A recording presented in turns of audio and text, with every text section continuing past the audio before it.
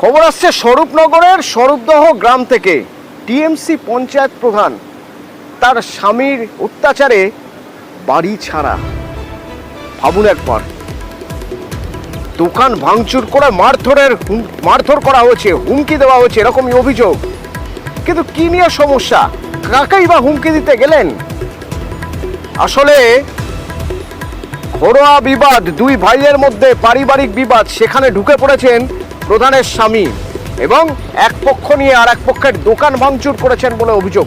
শুনুন।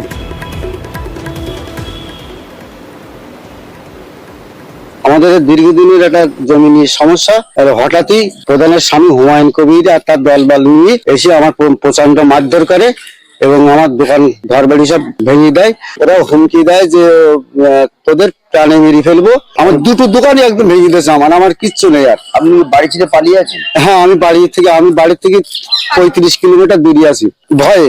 আর বলেছে পুলিশের সাথে যদি পুলিশে কেস করিস, যেখানে পাবো সেখান থেকে তুলে তোদের মেরে ফেল দেবো।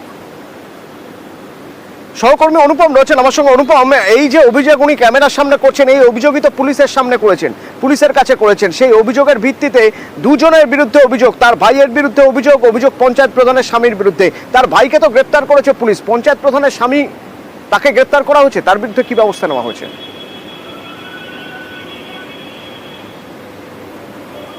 হ্যাঁ দেখো অতনুদা, এখনো পঞ্চায়েত প্রধানের যে স্বামী, যার নাম হুমায়ুন কবির, সেই হুমায়ুন কবিরের বিরুদ্ধে কিন্তু এখনো পুলিশ কোনো রকম স্টেপ নেয়নি। তার কারণ পুলিশের তরফ থেকে যেটা জানানো হয়েছে যে হুমায়ুন কবিরকে খুঁজে পাওয়া যাচ্ছে না, হুমায়ুন কবির পলাতক। এবং এই যে ঘটনাটা ঘটেছে, এই যে এমদাদ হোসেন এবং সাদ্দাত হোসেন দুই ভাই, তাদের জমি সংক্রান্ত বিবাদের একটা বহুদিন ধরে গন্ডগোল চলছিল এবং সেই গন্ডগোল কিন্তু আদালত পর্যন্ত পৌঁছায়। আদালতে তার মামলা চলছিল এবং এর মামলার মধ্যেই ঢুকে যায় এই হুমায়ুন কবির, এই প্রধানের স্বামী। তিনি এই সাদ্দাত হোসেনের পক্ষ হয়ে, যেহেতু সাদ্দাত হোসেনের খুব ঘনিষ্ঠ, সেই জন্য তিনি তার দলবল নিয়ে এই এমদাদ হোসেনের বাড়িতে গিয়ে হামলা চালায়। তার দুটো দোকান ভাঙচুর করে একদম ধূলিসাৎ করে দেয় এবং তাদেরকে বেধড়ক মারধর করে। বলছে পঞ্চায়েত প্রধানের স্বামীকে খুঁজে পাওয়া যাচ্ছে না, অথচ আমরা কি করে পেলাম? আমাদের কাছে ফোনে আমরা যোগাযোগ করেছিলাম, পঞ্চায়েত প্রধানের স্বামী কি বলছেন শুনুন। স্বরূপদহ গ্রামের এমদাদ হোসেন, তার দোকান ভাঙচুর করা হয়েছে, তাকে তার পরিবার কেউ মারধর টারধর করা হয়েছে। না, ওরকম কিছু হয়নি। এখানে পাবলিক করেছে না করেছে সেটা পাবলিক জানে। জায়গা আছে হয়তো করেছে ওটা। অনুপম, কিভাবে সম্ভব হলো? আমাদের কাছে ফোনে আমরা যোগাযোগ করতে পারছি, পুলিশ বলছেন পঞ্চায়েত প্রধানের স্বামীকে পাওয়া যাচ্ছে না।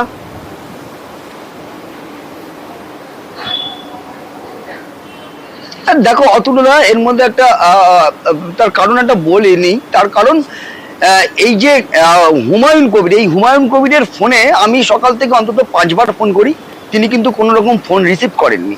তারপরে যখন এনার স্ত্রী, যিনি আর কি এই বিথারি পঞ্চায়েতের প্রধান, তার ফোনে যখন ফোন করি, তখন কিন্তু এই হুমায়ুন কবির নিজেই কিন্তু এই ফোনটা রিসিভ করে এবং তিনি কিন্তু নিজের পরিচয় দেয়। তখনই কিন্তু আমার সঙ্গে কথোপকথন হয়। এর মধ্যেই কিন্তু বোঝা যাচ্ছে যে এই যে প্রধানের সঙ্গেই কিন্তু প্রধানের স্বামী রয়েছে, না হলে সেই প্রধানের মোবাইল কি করে প্রধানের স্বামীর হাতে গেল?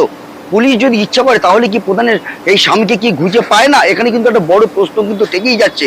আমাদের সঙ্গে যেখানে কথা বলেছে সেখানে পুলিশ কেন খুঁজে পাবে না, এটা একটা বড় প্রশ্ন। যেখানে সাদ্দাত হোসেনকে পুলিশ গ্রেপ্তার করতে পারলো, সেখানে এই হুমায়ুন কবিরকে কেন গ্রেপ্তার করা হলো না এখনো, এটা কিন্তু হচ্ছে বড় প্রশ্ন। তবে এই প্রশ্ন উঠবে, এখানে পুলিশের ভূমিকা নিয়েও প্রশ্ন উঠবে। ধন্যবাদ।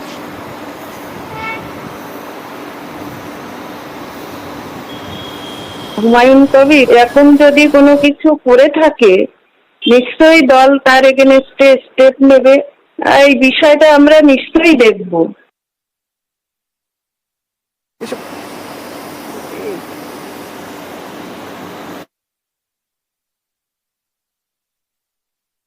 আর পিঠি মেরেছে, পায়ে মেরেছে, মাথায় মেরেছে।